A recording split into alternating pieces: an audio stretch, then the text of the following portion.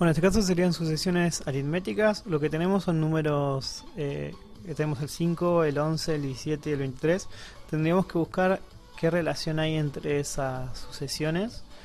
Y la principal es primero hacer una resta entre el segundo y el primero, el tercero y el segundo, el cuarto y el tercero. Si esa resta nos termina dando el mismo número, significa que es una sucesión aritmética. Si no resulta, tenemos que confirmar si la división se puede hacer. Entonces de esa forma descartamos si es sucesión aritmética o geométrica. En este caso lo que nos pide es hallar el término general de esa sucesión e indicar el número que ocupa la posición 10 y cuál es la suma de los primeros 10 números. Así que lo primero que tenemos que tener en cuenta es la resta.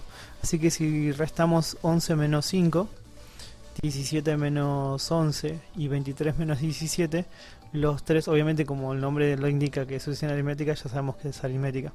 Así que nos queda 11 menos 5, 17 menos 11, 23 menos 17, todos nos dan 6. Significa que ese va a ser un número en común, nuestra constante. En este caso lo menciono como D, dependiendo de algunos libros utilizan otra letra. Así que teniendo eso ya sabemos D.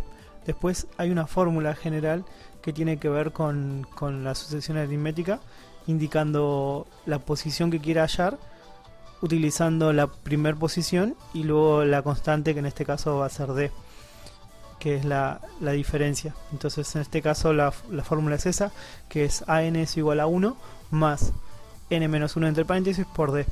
Entonces quiere decir que si yo multiplico a N menos 1 por la diferencia que me queda, y a eso le sumo el primer dígito que tenga, el primer número que tenga, me va a dar como resultado la posición AN. N es la posición, AN es el número que está ubicado en esa posición. Entonces ahora, bueno, ya 1 sería la posición, el número que está primero, o sea, en este caso el 5. Así que si lo paso en limpio no me va a quedar que el término general va a ser AN igual 5 más N menos 1 por 6. Ese sería el término general. Si yo quiero hallar cualquiera de los números, lo único que tengo que reemplazar es la posición, le resto 1, multiplico por 6 y luego lo sumo. Por ejemplo, si yo quiero hallar la posición 2, lo que voy a hacer es 2 menos 1 es 1. 1 por 6, 6. Y 6 más 5, 11. Y ese es el número que nosotros teníamos. Por ejemplo, si pongo la posición 3, es 3 menos 1 es 2. 2 por 6, 12. 12 más 5, 17, que es la posición 3. Entonces de esa forma puedo hallar todos los términos que nos pidan. Así que ahí tenemos el término general. Y si nos piden que indiquemos el número en la posición 10, hacemos lo que hicimos recién. Reemplazamos a la n por el número 10. Así que sabemos que n vale 10, que la diferencia, que d vale 6 y que la posición 1 vale 5. Así que copiamos la fórmula general, que ya la teníamos. Y entonces utilizamos esa fórmula general para hallar la posición 10. Así que nos va a quedar que AN, que en este caso va a ser A10, va a ser igual a el número 5 más paréntesis 10 menos 1 por 6. Nos terminamos haciendo la resta, que nos da 9. Así que hacemos 10 menos 1 nos da 9. Y ese 9 después lo multiplico por 6. Así que nos queda A10 igual a 5 más 9 por 6. Y ahora sí puedo hacer la multiplicación. Entonces multiplico 6 por 9. Una vez que multiplico 6 por 9, nos queda A10 igual a 5 más 54. Y luego realizo directamente la suma y nos queda que A10 vale 59. Ese sería el resultado de A10 igual a 59. Quiere decir que en la posición 10 el número que se ubica es el número 59. Esa es la respuesta. Entonces luego nos pide que nosotros sumemos los primeros 10 números. Así que también para la suma de los números consecutivos, de los primeros 10 números, los primeros 5 números, los primeros 20 números, lo que tenemos que hacer es una fórmula. La fórmula es la siguiente, que es que la suma del primero con el último, esa suma la multiplico por la mitad de números que tenga. O sea, A1 más AN por N todo dividido 2.